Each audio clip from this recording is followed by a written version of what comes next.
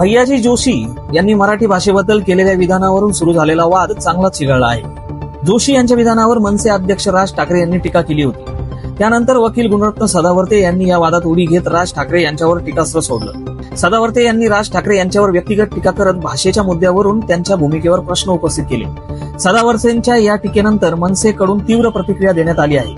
मनसे नेते अविनाश जाधव यांनी सदावर्तेवर जोरदार हल्ला करत गुणरत्न सदावर्ते हा एक फालतू माणूस आहे, त्याच्या विधानांना गांभीर्याने घेण्याची गरज नाही असे परखड शब्दात उत्तर दिलं.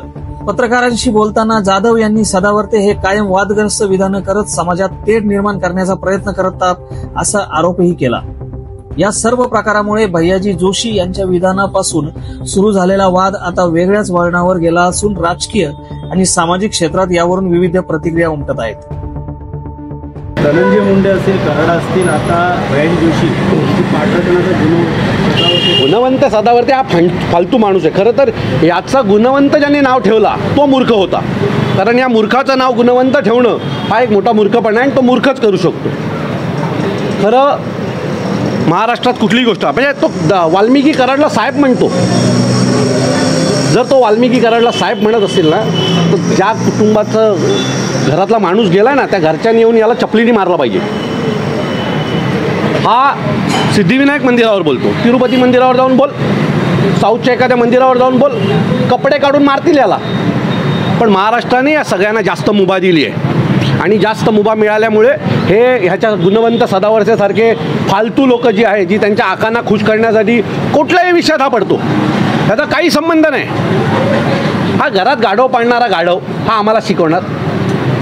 खरं तर याला बघितल्यावर आम्हाला एका प्राण्याची आठवण येते.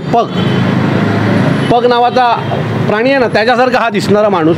याची बुद्धी याच्या केसांमध्ये अटकलेली आहे आणि त्याच्यामुळे त्याला झटके येतात आणि झटके येऊन तो काही बडबडतो. मी पुन्हा सांगतो, गुणवंत सदावर्ते तुम्ही कृपया राजसाहेबांवर बोलायला जाऊ नका. तुमची तेवढी लायकी नाही आहे. तुम्हाला घराच्या बाहेर येऊन लोक मारतात, अख्खा महाराष्ट्र तुम्हाला शिव्या देतो, अख्ख्या एसटीच्या कर्मचाऱ्यांना देशोधडीला लावणारे तुम्ही साहेबांवर बोलण्याचा प्रयत्न करू नका. नाही तर एक दिवस महाराष्ट्र सैनिक तुम्हाला रस्त्यात तुमची जागा दाखवल्याशिवाय राहणार नाही. मला वाटतं येणाऱ्या आगामी निवडणुका आहेत त्यामध्ये हा विषय जातीपातीचा प्रांताचा अहो हे सुरुवात ही निवडणुकीसाठीच आहे. मुंबई महानगरपालिकेच्या गुजराती मतांवर लक्ष ठेवून ही त्यांनी केलेली वक्तव्य आहेत. हे काय वेडे आहेत का? येतात आणि महाराष्ट्रात काहीतरी बोलतात.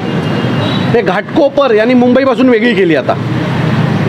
म्हणजे याने प्रांतवार रचनेच्या आतमध्ये जाऊन मुंबईचे पण वेगवेगळे भाग केले. गिरगाव मराठी माणसाची, दादर मराठी माणसाचं, घाटकोपर याचं, बोरिवली त्याचं. तुम्ही कोण आहात? हे जोशी कोण आहेत ठरवायला की मुंबईचा कुठला विभाग कोणाचा, कुठल्या भाषेचा? मग हे जाऊन मुंबऱ्यात बोला तुमच्यात हिंमत असेल तर. पण तुम्ही बरोबर अशाच ठिकाणी जाऊन बोलता जिथे तुमची वोट बँक आहे. माझी गुजराती भाषिकांना पण सल्ला आहे की कृपया यांची वक्तव्य नीट ऐका. ही का वक्तव्य करतात आणि त्याचं नुकसान कोणाला होतं? आम्ही म्हणायचं का छत्रपती शिवाजी महाराजांनी सुरतवर 2 वेळा हल्ला केला, 2 वेळा आम्ही तिथं ताबा मिळवला म्हणजे सुरत आमचं, असं म्हणतो का आम्ही? नाही ना. त्यामुळे बाबासाहेबांनी लिहिलेल्या घटनेवर विश्वास ठेवा आणि त्यांनी जे नियम आम्हाला ठरवून दिलेत, बाबासाहेबांनी ठरवून ठेवलेल्या नियमांचं आम्ही पालन करतो. प्रांतवार रचना जी झालेली आहे त्यांचं आम्ही पालन करतो. महाराष्ट्रात मराठी आम्ही नाही जाऊन बोलत गुजरातमध्ये की हे मराठी महाराष्ट्राचा भाग आहे. मग तुम्ही का सतत येऊन आम्हाला चिडवताय? तुम्ही सतत येऊन या गोष्टी का करताय? का गुजराती आणि मराठी वाद लावताय? गुजराती मराठी वाद लावणारे भारतीय जनता पक्षाचेच नेते आहेत. त्यांची इच्छा असते की यांच्यावर हल्ले व्हावेत. त्यांच्यावर हल्ले झाल्याच्या नंतर हे जाऊन त्यांच्याकडे जाऊन सांगणार, बघितलं तुम्हाला मनसेवाल्यांनी मारलं, आता आम्ही तुमचे वाली, आम्ही तुमच्या हक्का आहोत. हे दाखवण्याचा ते प्रयत्न करतात. गुजराती माणसांनी पण यांच्या भाषा समजून घेतल्या पाहिजेत की हे का बोलतात, यांची काय इच्छा आहे.